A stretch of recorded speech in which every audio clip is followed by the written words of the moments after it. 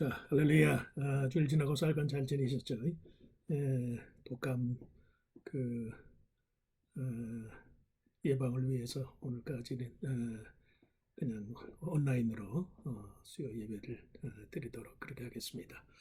어, 자, 우리 한번 기도하고 그러면은 수요 예배 우리 간단하게 동영상으로 같이 하시죠.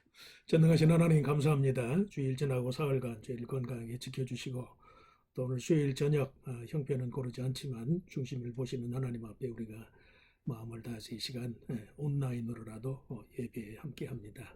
수요 기도회로 칭하는 이 모임의 취지 그대로 시간 마음과 뜻과 정성을 다해서 하나님 앞에 기도하고 또 어려운 때에 우리의 모든 것을 주님이 주관해 주시기를 바라는 간절한 사모함으로 이 시간 저희들이 신령과 진정으로 예배하오니 주의 성령께서 친히 찾아오셔서 우리를 만나 주시고 어려운 때이지만 또 진리의 말씀 안에서 성도의 삶에 흔들림이 없게 하시고 주시는 위로와 능력으로 충만함을 덧입는 은혜의 시간이 되게 하여 주시옵소서. 또 질병이 난무하는 때에 온 교회 위에 건강과 평안함을 주시고 믿는 이들에게 병 중에서라도 하나님의 은혜와 능력으로 강건해져서 그래서 영육간에 주님 주시는 은혜로 충만하고 복되고 또 복을 전파하는 그런 삶을 살게 하여 주시옵소서. 이 시간도 우리의 중심 속에 주께서 성령으로 찾아오시어서 우리의 예배가 살아있게 하시고 또 하나님이 받으실 만한 그런 신령한 기쁨의 제사가 될 수 있도록 성령께서 우리를 감동 감화하여 주시옵소서. 전하는 자와 듣는 자 모두가 함께 하나님의 의를 세우는 은혜로운 예배 시간이 될 수 있도록 성령으로 함께 하시기를 바라옵고 감사하며 예수님의 이름으로 간절히 기도하옵나이다. 아멘. 자, 오늘은 제가 아직 목이 좀 고르지 못한 탓에 찬송을 부르면 오히려 좀 불편함이 될 것 같아서 여러분들에게 찬송을 생략하고 바로 하나님의 말씀 같이 나누는 순서를 갖도록 하겠습니다. 시편 40편 11절에서 17절 말씀. 시편 40편 11절에서 17절. 자, 화면에 있는 대로 한번 같이 읽고 말씀을 나누도록 합니다. 여호와여 주의 긍휼로 내게서 거두지 마시고 주의 인자와 진리로 나를 항상 보호하소서. 수많은 재앙이 나를 둘러싸고 나의 죄악이 나를 덮침으로 우러러 볼 수도 없으며 죄가 나의 머리털보다 많으므로 내가 낙심하였음이니이다. 여호와여 은총을 베푸사 나를 구원하소서. 여호와여 속히 나를 도우소서. 내 생명을 찾아 멸하려 하는 자는 다 수치와 낭패를 당하게 하시며 나의 해를 기뻐하는 자는 다 물러가 욕을 당하게 하소서. 나를 향하여 하하하하하며 조소하는 자들이 자기 수치로 말미암아 놀라게 하소서. 주를 찾는 자는 다 주 안에서 즐거워하고 기뻐하게 하시며 주의 구원을 사랑하는 자는 항상 말하기를 여호와는 위대하시다 하게 하소서. 나는 가난하고 궁핍하오나 주께서는 나를 생각하시오니 주는 나의 도움이시요 나를 건지시는 이시라. 나의 하나님이여 지체하지 마소서. 아멘.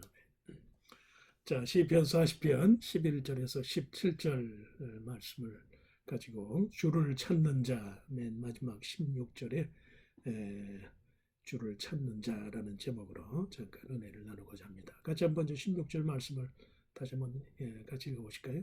주를 찾는 자는 다 주 안에서 즐거워하고 기뻐하게 하시며 주의 구원을 사랑하는 자는 항상 말하기를 여호와는 위대하시다 하게 하소서. 주를 찾는 자. 시편 40편은 좀 다른 시편에 비해서 특이한 구조를 지녀요. 1절에서 10절에 해당한 전반부는 찬송과 감사의 고백으로 일관하는 그런 내용이에요. 그런가 하면 11절, 오늘 본문에 해당한 11절과 17절 후반부는 탄식과 간구, 한마디로 그 시의 분위기가 그 전반적으로 바뀌는 것을 알 수 있는데, 그래서 전반부와 후반부의 시의 구조와 내용이 서로 대비를 이룬다. 마치 두 개의 시를 서로 다른 시를 한데 묶어 놓은 것 같은 그런 생각을 가질 정도로 내용상으로도 대비적인 그런 특성을 진 시예요. 근데 이런 그 시편 40편의 대비적인 구조 자체가 우리 믿음의 동기와 이유가 그만큼 대비적이고 복잡하다. 심지어는 상호 모순되고 갈등을 띠는 그런 경우가 많다. 인간의 삶 자체가 복잡하고 복합적인 것이니까. 2절 말씀처럼 나를 기가 막힐 웅덩이와 수렁에서 끌어올리시고 내 발을 반석 위에 두사 내 걸음을 견고하게 하셨도다. 이거 누가 봐도 하나님의 구원을 찬송하는 구절이니까. 또 그런가 하면 15절 후반부에 15절 말씀에 보면 나를 향하여 아하하하 하며 조소하는 자들이 자기 수치로 말미암아 놀라게 하소서. 정반대의 그런 원수들로 인한 괴로움, 그 수치를 그 고백하는 것을 알 수 있어요.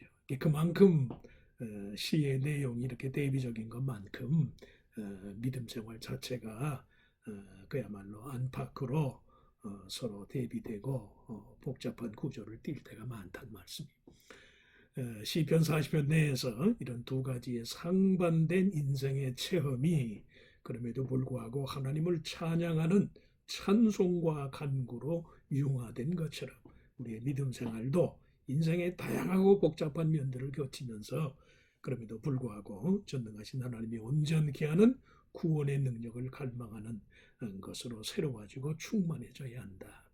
삶은 끊임없이 변수가 있고 변하는 것이지만 그런 하나님을 향한 믿음의 순수함과 믿음의 의지만큼은 일관적인 것이 되어야 한다. 시편 40편의 자체의 대비적인 구조가 우리에게 주는 교훈이 바로 그와 같다는 것을 알 수 있어요. 그래서 그런 면에서 놓고 볼 때 시편 40편의 찬양과 탄식이 그 고백이 갖는 위대한 점이 무엇이냐? 자신의 삶을 둘러싼 위협에 대한 두려움보다 믿음의 대상이신 하나님의 은총, 하나님의 구원의 능력의 위대함을 찬양하는 데 있다. 많은 삶의 우여곡절을 겪으면서도 그러면서도 여전히 하나님께 대한 믿음으로 고통도 또 뭐 인생의 괴로움도 그게 다 믿음으로 승화가 되더라는 말씀이 시편 40편 자체가 그런 신앙적인 취지를 담고 있어요. 주님을 찾는 일과 그의 구원을 사랑하는 일이 모두 인간의 원초적인 갈망에 속한 의도적인 행위이다. 주님을 찾는 것, 그의 구원을 사랑하는 것. 그 말은 의도적이다라는 말은 우리가 의식하지 않고 조심하지 않으면 주님을 찾는 일 자체가 어려워요. 또 하나님의 구원을 사랑하고 갈망하는 일 자체가 어려워요. 인간의 심성 자체가 그렇게 복합적인 것이니까 금방 하나님을 찬송했다가도 금방 자기 삶의 여러 가지 일로 인해서 탄식과 절망에 빠질 수밖에 없는 게 그게 인생이라는 말씀이에요. 그런 뜻에서 성도로서 우리들 각자의 소원과 바람의 영역에서의 거듭남과 온전함이 있어야 한다. 뭐 굉장한 것을 굉장한 무슨 뭐 신령하고 신비로운 내용을 믿음의 내용을 지니는 것보다 더 중요한 것이 바른 소원, 바른 바람. 매사에 주님을 따라 주님의 뜻을 따라 행하는 것이 훨씬 더 낫다.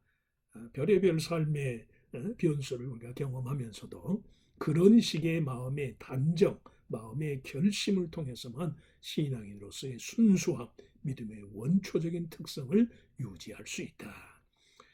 그런 뜻에서 시편 40편의 대비적인 구조가 주는 교훈이 인간의 삶의 복잡성, 복합성에도 불구하고 믿음의 일관성을 유지해야 할 필요성을 일깨워주는 것이다라고 할 수 있어요. 자, 그런 그 서론적인 설명과 함께 시의 40편의 내용을 좀 살펴보시면 첫째는 언약의 하나님께 대한 믿음 안에서 기다림의 인내를 실천한 자들의 찬양이다.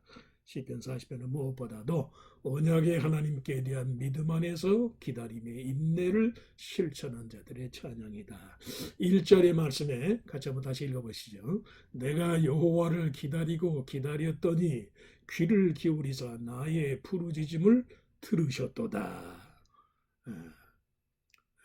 또 그런가 하면 2절 말씀에도 나를 기가 막힐 웅덩이와 수렁에서 끌어올리시고 내 발을 반석 위에 두사 내 걸음을 견고하게 하셨도다. 여기 그 2절 말씀에 나를 기가 막힐 웅덩이라고 하는데 웅덩이라는 말이 시편 37편에 창세기 37장에 보면 그 요셉이 형들에 의해서 애굽에 종으로 팔려가기 전에 형들이 먼저 그 요셉을 죽이려고 했잖아요. 그때 그 루벤이 나서서 장자인 루벤이 나서서 그래도 그럴 수는 없으니까 차라리 그 물이 없는 웅덩이에 그 쳐넣었다가 그렇게 죽이는 대신에 그렇게 하자. 이제 루벤은 그렇게 해서 다른 형제들이 모르는 사이 이제 요셉을 구조해 내려고 어쨌든 그렇게 해서 요셉이 형들에 의해서 물 없는 웅덩이에 처한 바가 되었는데 그 웅덩이를 뜻하는 말이 여기 시편 40편 2절에 언급되는 것을 알 수 있어요. 수렁이라는 말도 그렇고 그러니까 이스라엘 백성의 역사적인 현실 속에서 경험하는 극도의 시련과 혼돈 시편 40편에 지금 그 시인이 고백하는 내용이 이스라엘 백성의 역사적인 현실 속에서 경험한 극도의 시련과 혼돈을 표현하는 것이다. 그런 다양한 인생의 국면들을 거치면서도 언약의 하나님께 대한 믿음 안에서 기다림의 인내를 실천한 자들이 부르는 찬송이 바로 시편 40편의 내용이다. 40편 1절 2절이 그런 언약의 하나님께 대한 믿음 안에서 기다림의 인내를 실천한 자들의 신앙을 교훈하는 것을 알 수 있어요. 또 그런가 하면 시편 40편은 언약의 하나님을 의지함으로 교만과 거짓에 치우치지 않는 자들이 부르게 될 새 노래다. 새 노래. 3절 말씀에 보면 새 노래 우리 하나님께 올릴 찬송을 내 입에 두셨으니 많은 사람이 보고 두려워하여 여호와를 의지하리로다. 이 새 노래라는 새왜 시편의 새 노래라는 언급은 구원하시는 하나님의 위대함과 자비로움에 관한 것이다. 역설적으로 말해서 옛 노래, 새 노래라는 말의 문자적인 대비적인 관점에서 옛날 옛 노래는 전부 자기 자신의 자아, 인간의 자기 성취나 자기 자랑을 하는 것을 근본으로 삼지만 성도가 부르는 새 노래의 주제는 하나님의 위대하심과 자비로움에 관한 거예요.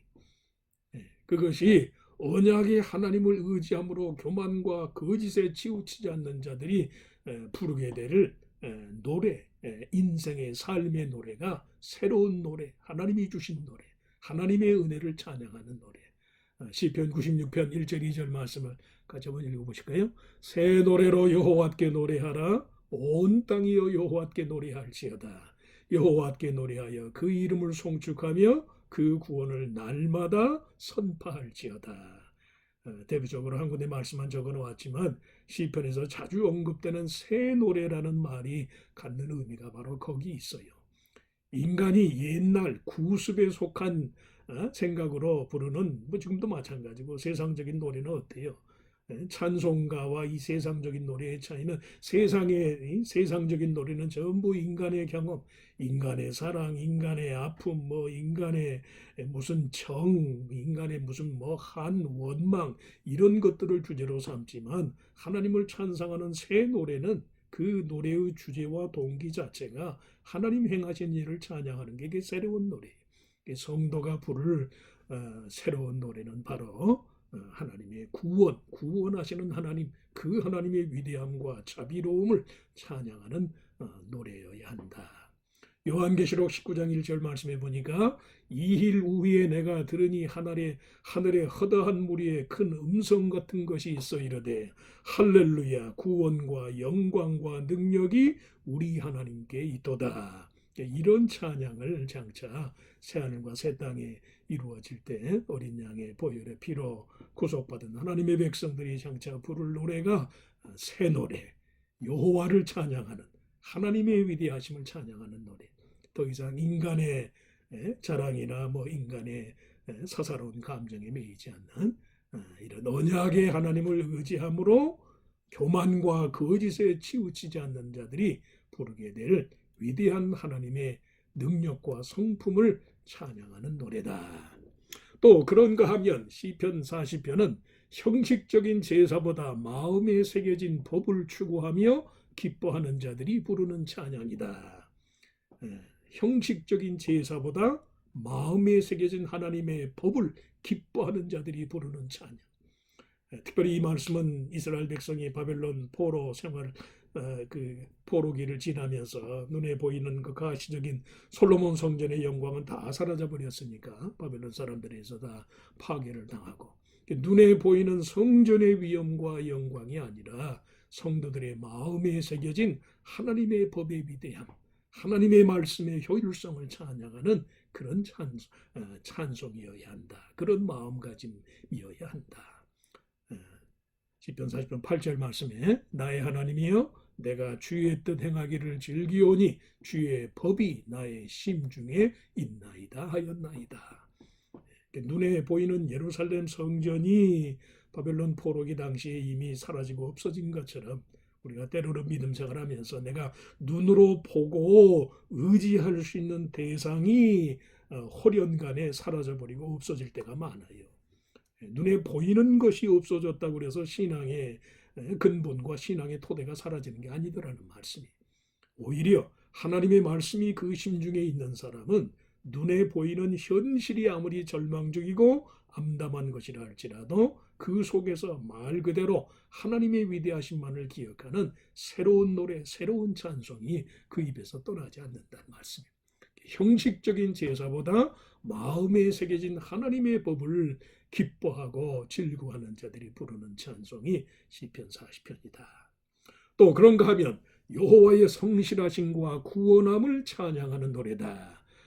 9절에서 10절 말씀에 그의 은혜에 보답하고자 하는 성도의 신실한 마음의 동기를 외면치 아니하시는 하나님을 찬양하는 시다. 10절 말씀을 같이 읽어보실까요? 내가 주의 공의를 내 심중에 숨기지 아니하고 주의 성실과 구원을 선포하였으며 내가 주의 인자와 진리를 많은 회중 가운데서 감추지 아니하였나이다. 여호와의 성실하심과 여호와의 구원하심을 찬양하는 노래. 시편 40편이 이것이 1절에서 10절까지 전반부 아까 말씀한 것처럼 시편 40편이 두 가지 마치 내용이 다른 두 개의 시를 한 대로 묶어놓은 것처럼 1절에서 10절에는 이런 감사 찬양의 의미로 충만해. 근데 그런가 하면 후반부에 해당하는 11절에서 17절은 간구와 탄식을 통해서만 믿음의 진실함을 내보일 수 있는 그런 여지로 돼 있어요. 간구와 탄식을 통해서. 전반부는 구구절절이 하나님이 그의 삶 속에 행하신 모든 것이 감사하고 찬양으로 넘치는 거예요. 후반부는 모든 것이 그야말로 절망의 탄식과 외침 속에서 하나님께 부르짖을 수밖에 없는 그런 상황이에요. 12절 말씀에 무슨 말씀이 있어요? 수많은 재앙이 나를 둘러싸고 나의 죄악이 나를 덮침으로 우러러 볼 수도 없으며 죄가 나의 머리털보다 많으므로 내가 낙심하였음이니이다. 완전한 절망 중에 절망의 상황 속에서 그럼에도 불구하고 하나님께 대한 믿음을 유지할 수밖에 없는 그런 상황이란 말씀.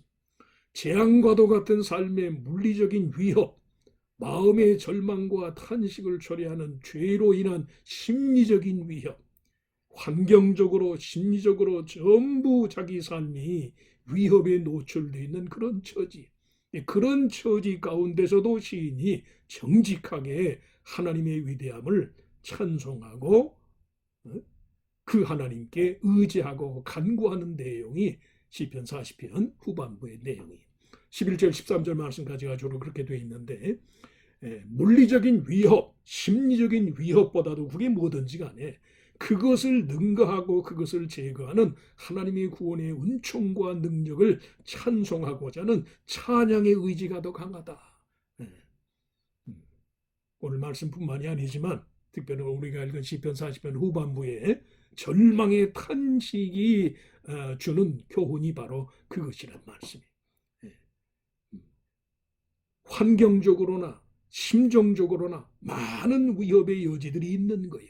그러나 그 위협의 여지 가운데서도 탄식으로도 하나님을 찬양한다라는 것은 아무리 내가 겪는 위협이 크다 할지라도 그것을 제거하고 그것을 극복해 하시는 구원의 하나님, 은총의 하나님, 능력의 하나님, 그 하나님께 대한 의지의 마음이 더 강하다는 말씀이에요.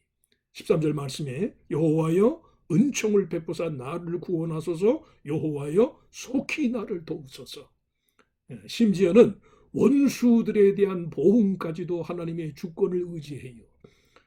죄를 물리치고 물리적인 위협을 가하는 그런 모든 환경, 외부적인 조건들에 대해서 그들에 대한 복수와 보응까지도 내 방식이 아니라 하나님께서 주도해 주시기를.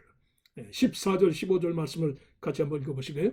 내 생명을 찾아 멸하려 하는 자는 다 수치와 낭패를 당하게 하시며 나의 해를 기뻐하는 자는 다 물러가 욕을 당하게 하소서. 나를 향하여 하하하하하며 조소하는 자들이 자기 수치로 말미암아 놀라게 하소서. 내게 물리적인 위해와 해를 가하는 많은 환경, 인격적인 것이 됐건 비인격적인 것이 됐건 간에 그것들로 인한 많은 해를 겪으면서도 그것에 대한 보응과 그것을 물리칠 수 있는 능력을 하나님께 구한다는 말씀이에요.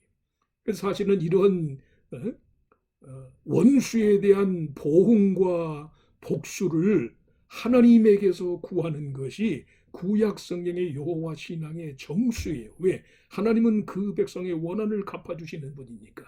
레위기 19장 18절 말씀에 원수를 갚지 말며 동포를 원망하지 말며 이웃 사랑하기를 내 몸과 같이 하라. 나는 여호와니라.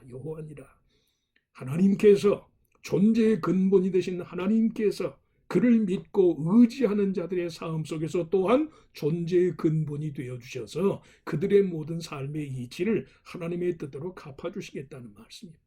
히브리서 10장 30절에 무슨 말씀이 있어요? 원수 갚는 것이 내게 있으니 내가 갚으리라 하시고 또 다시 주께서 그의 백성을 심판하리라 말씀하신 것을 우리가 아노니.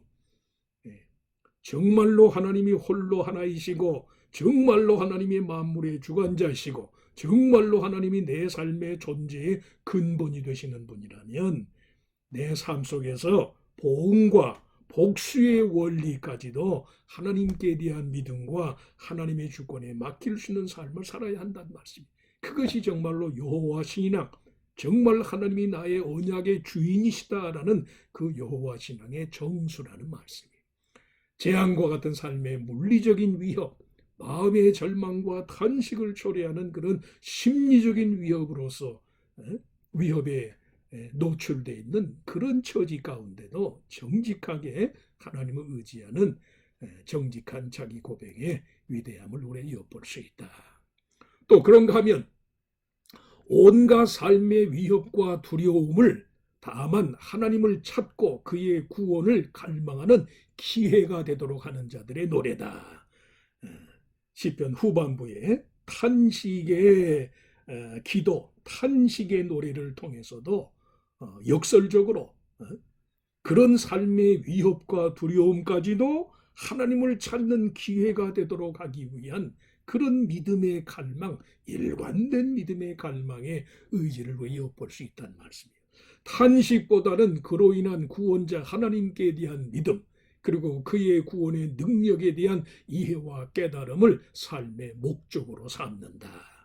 그것이 바로 탄식 중에서도 하나님 앞에 기도하는 시편 40편이 주는 40편 기자가 주는 삶의 교훈이라고 할 수 있어요. 16절 말씀에 주를 찾는 자는 다 주 안에서 즐거워하고 기뻐하게 하시며 주의 구원을 사랑하는 자는 항상 말하기를 여호와는 위대하시다 하게 하소서. 위대하시다 하게 하소서.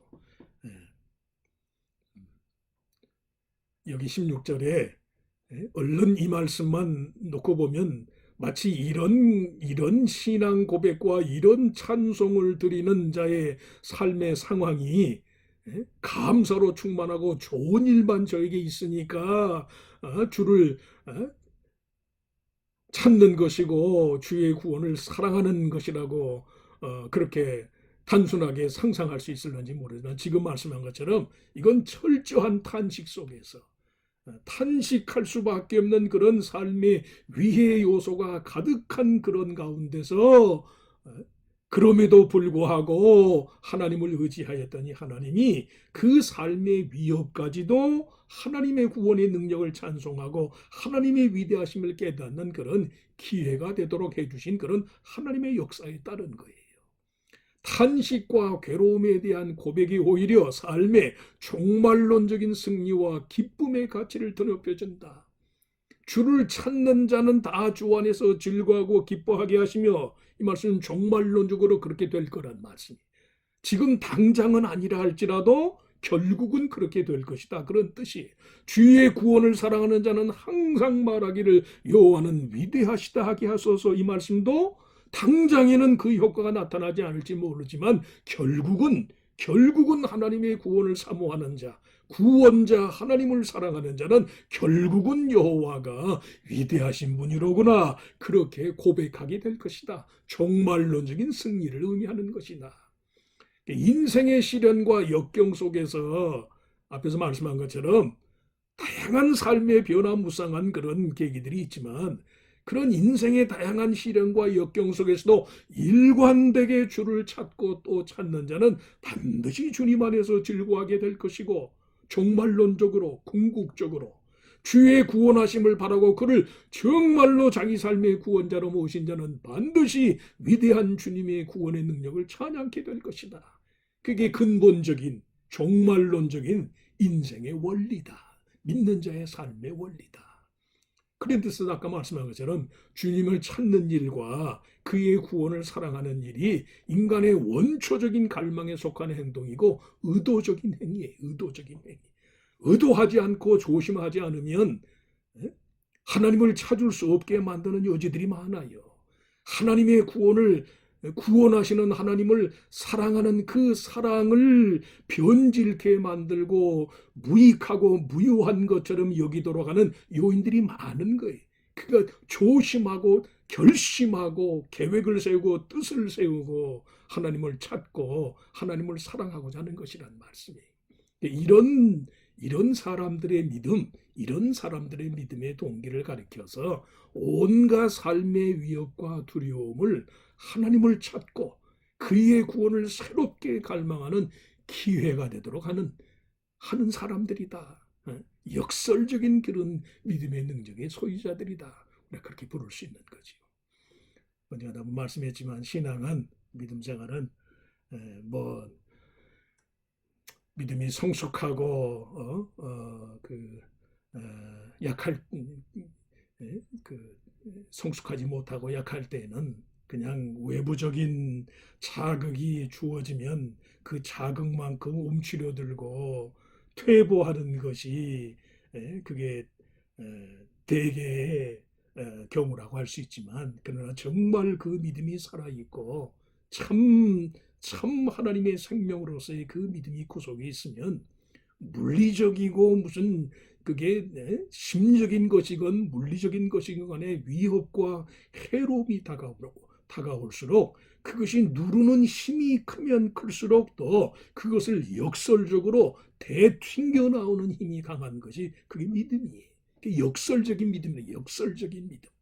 표면적으로는 이치가 맞지 않은 것 같은데, 표면적으로는 그것이 절망하고 포기할 수밖에 없을 것만 같은데, 오히려 삶의 위협과 두려움이 그런 생명력 있는 믿음의 소유자들에게는 삶의 위협과 두려움이 하나님을 찾고 하나님의 구원을 새롭게 갈망하는 기회가 된다는 말씀이에요. 시편 40편에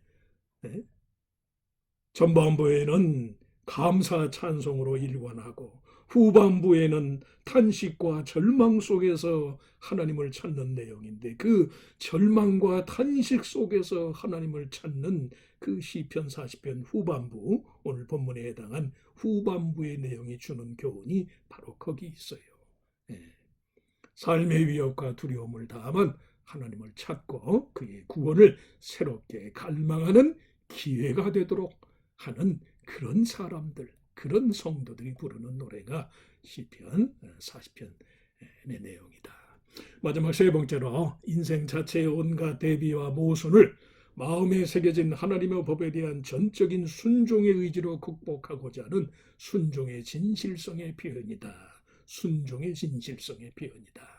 감사도 참된 것이고 감사 찬양도 또 탄식도 하나님 앞에 진실한 것이고 그리고 세 번째는 순종. 특별히 시편 40편 6절에서 8절 말씀이 히브리서 10장에 그리스도의 대속의 사역에 관한 히브리서 기자가 그리스도의 대속의 사역에 관해서 설명하면서 시편 40편 말씀을 인용하는 것을 알 수 있어요.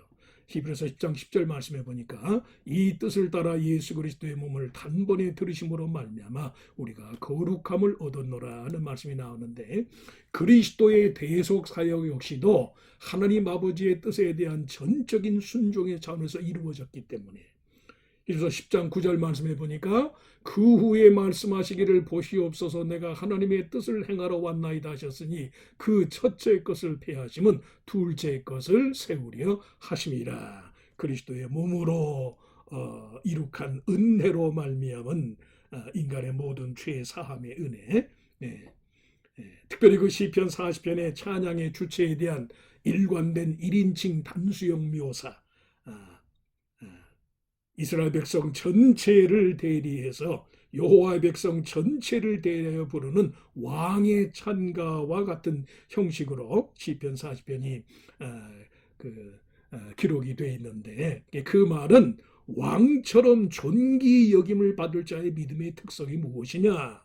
처음 말씀한 것처럼 온갖 삶의 대비 구조 속에서도 진실함과 일관됨과 충성스러움으로 하나님을 의지하는 태도. 그래서 시편 40편이 왕의 찬가라고 불러요. 물론 다윗이 기록한 시니까 그런 의미도 있겠지만 꼭 다윗과 같은 이스라엘의 왕이 아니라 할지라도 그런 마음으로 왕처럼 존귀 영을 받을 자로서의 믿음의 특성을 지녀야 하는데 그런 믿음의 특성이 무엇이냐? 온갖 삶의 대비 구조 속에서도 그 믿음이 진실하고 일관되고 충성되다는 말씀이에요. 베드로서 2장 9절 말씀에 핍박받는 초대 그리스도인들을 위해 위로하고 권면하기 위해서 베드로 전서 후서를 쓰면서 뭐라고 말씀해요? 오직 너희는 택하신 족속이요 왕같은 제사장들이요 거룩한 나라요 그의 소유된 백성이니 이는 너희를 어두운 데서 불러내어 그의 기이한 빛에 들어가게 하신 자의 아름다운 덕을 선전하게 하려 하심이라.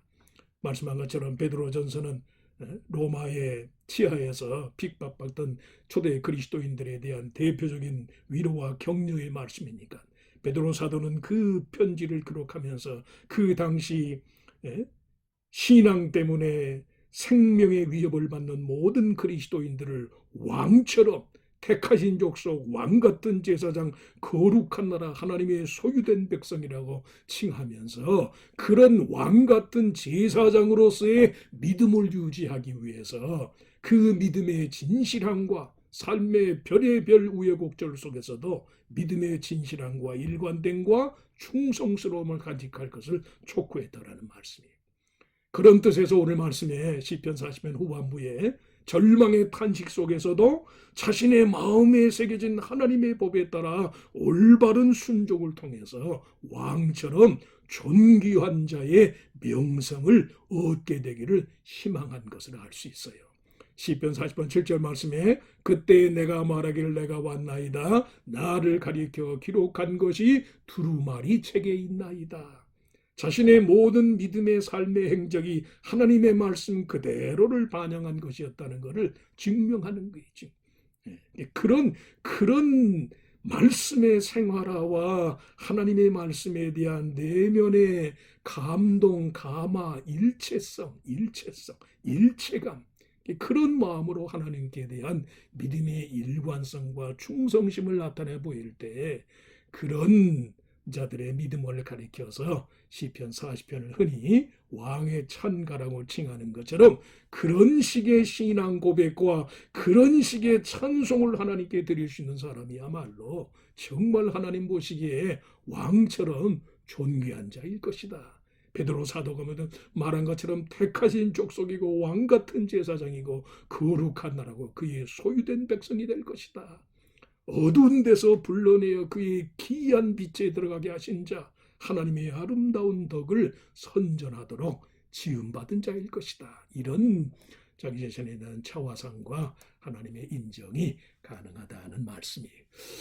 자, 결론적으로 오늘 그 시편 40편 40편은 어떤 노래인가? 시편 40편은 어떤 노래인가?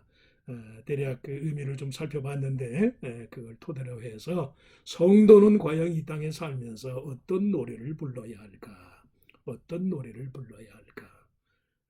그 노래 좋아하는 사람들은 노래가 곧 인생이라고 그러니까 자기가 흔히 부르는 노래가 곧 그 사람의 인생, 자주 부르는 노래를 개인적으로 저마다 자주 부르는 노래를 인생곡이라고 부르잖아요. 인생곡. 그 노래가 꼭 그 사람의 인생이라는 말이 있을 정도로. 그런데 꼭 우리가 입으로 부르는 노래가 아니라 할지라도 삶으로 마음으로 부르는 찬양이 성도라면 어떤 노래를 불러야 할까? 몇 가지 말씀한 것처럼 첫째는 기다림의 인내를 실천한 자들의 찬송을 불러야 한다. 우리의 삶이 많은 우여곡절을 지나면서도 언약의 하나님께 대한 신실한 기다림으로 하나님의 구원의 약속을 기다리는 기다림의 인내를 실천한 자들의 찬양이어야 한다. 또 그런가 하면 언약의 하나님을 의지함으로 교만과 거짓에 치우치지 않는 새 노래라고 그랬어요. 새 노래. 옛 노래는 뭐예요? 옛 노래. 옛 노래는 내가 위주가 된 노래. 그러나 성경의 새 노래는 하나님의 역사, 하나님의 위대하심을 찬양하는 노래가 새 노래. 새 노래를 불러야 한다. 세 번째는 형식적인 제사보다 마음에 새겨진 법을 추구하며 기뻐하는 찬송이어야 한다. 하나님의 말씀과의 일체감을 누리고 말씀에 대한 순종을 통해서 말씀을 통해서 위로와 능력을 얻고 하나님의 법이 우리의 심령에 우리의 심중에 새겨진 것과 같은 그런 삶을 살아야 한다. 네 번째로는 여호와의 성실하심과 구원을 찬양하는 노래여야 한다. 그럼 마지막 다섯 번째가 온갖 삶의 위협과 두려움을 다만 하나님을 찾고 그의 구원을 새롭게 갈망하는 기회가 되도록 만드는 그런 노래여야 한다. 우리가 부르는 대부분의 찬송, 복음성가는 다 이러한 기본적인 모티브를 담고 있어요. 성도가 이런 마음으로 하나님의 찬양을 위해서 하나님께 드릴 찬송을 위해서 우리 모두가 그리스도 안에서 세움을 받았다는 사실을 명심하면서 시편 40편이 주는 교훈, 인생의 대비 변화무쌍한 그런 인생의 다양한 대비 구조 속에서 그럼에도 불구하고 일관된 마음으로 하나님의 성실하심과 하나님의 위대하심과 하나님을 갈망하고 하나님의 구원을 사랑하고 사모하면서 삶의 위협, 별의별 위협으로도 우리가 자유로울 수는 없지만 그러나 그 삶의 위협과 두려움을 오히려 하나님을 더 간절히 찾고 하나님의 구원을 정말 사랑하고 구원자 하나님을 갈망하는 그런 기회가 그런 여지가 되도록 만드는 삶을 살아야 한다. 그런 마음으로 하나님을 찬송해서 그래서 시편 40편 기자와 같은 그런 마음으로 하나님을 찬송하고 하나님을 노래하고 의지할 수 있는 성도의 삶이 되시기를 주의 이름으로 축원합니다. 그 마음으로 남은 한 주간 복되게 지내실 수 있길 바랍니다. 전능하신 하나님 감사합니다. 오늘도 하나님의 말씀 앞에 우리 자신을 비추어 보면서 특별히 절망과 고난 속에서도 그 시편 40편 기자가 삶의 탄식까지도 하나님을 찬양하는 이유와 조건이 되게 하였고 또 그럴수록 하나님을 더 찾고 찾아서 정말로 하나님의 위대하심을 간증하고 또 내가 하나님을 찾았더니 사실은 내가 하나님을 찾은 게 아니라 하나님이 또한 나를 그렇게 찾아주셨습니다 하는 그런 고백의 사람이 된 줄로 믿습니다. 삶은 변화무쌍하고 인생에 주어지는 닥쳐오는 위기는 뭐 어떤 식으로든 우리 앞에 삶의 위기가 다가올 수 있습니다. 일일이 그 위험한 상황 하나하나를 다 염려하고 그것으로 인해서 두려워하기보다 오히려 이 인생의 위기를 매개로 해서 하나님이 내게 주시는 위로는 어떤 것이고 또 이 다음 순간에 하나님이 나를 새롭게 해서 이룩하실 그 위대한 삶의 열매는 무엇일까? 그걸 기대하는 마음으로 인생의 다양한 어려움과 위협 앞에서 성도로서의 믿음이 더 새로워지게 하시고 더 간절해지게 하시고 하나님의 구원을 더 갈망하는 그런 사랑의 마음이 새로워지는 우리들 모두가 되게 하시기를 빌고 원합니다. 하나님은 정말로 이 세상에 있는 그 어떤 것보다 크고 위대한 분이셔서 주님이 도우시기만 하면 이 세상에 아무리 현실적으로 우리를 위협하는 것이 크다 할지라도 하나님이 주시는 위로와서는 정말 모든 것이 봄날에 눈이 녹듯 다 녹아지고 오직 하나님의 위엄과 영광만이 남게 되는 줄로 믿습니다.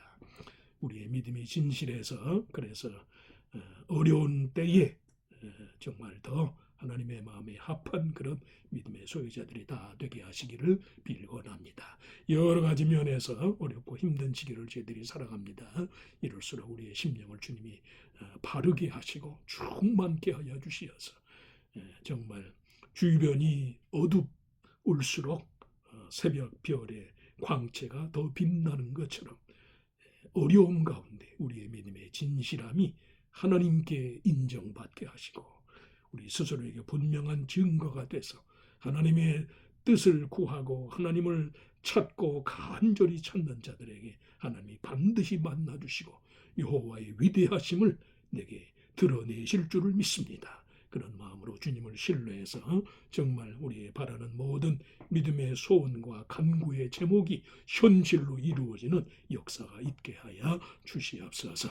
남은 한 주간도 그 믿음으로 주와 동행하는 그런 복된 주의 자녀들이 다 되게 하시고 특별히 감기 바이러스가 창궐한 때인데 하나님이 주의 자녀들의 건강을 지켜주셔서 안전하게 영혼도 육체도 강건하게 주님이 꼭 붙들어 주시옵소서.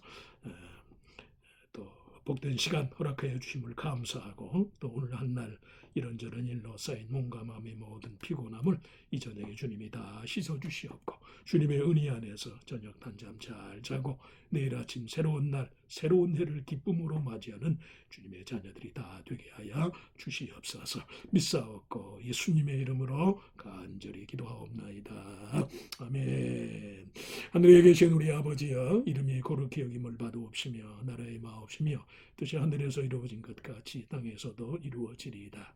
오늘날 우리에게 일용할 양식을 주옵시고 우리가 우리에게 죄 지은 자를 사하여 준 것 같이 우리 죄를 사하여 주옵시고 우리를 시험에 들지 말게 하옵시며 다만 악에서 구하옵소서.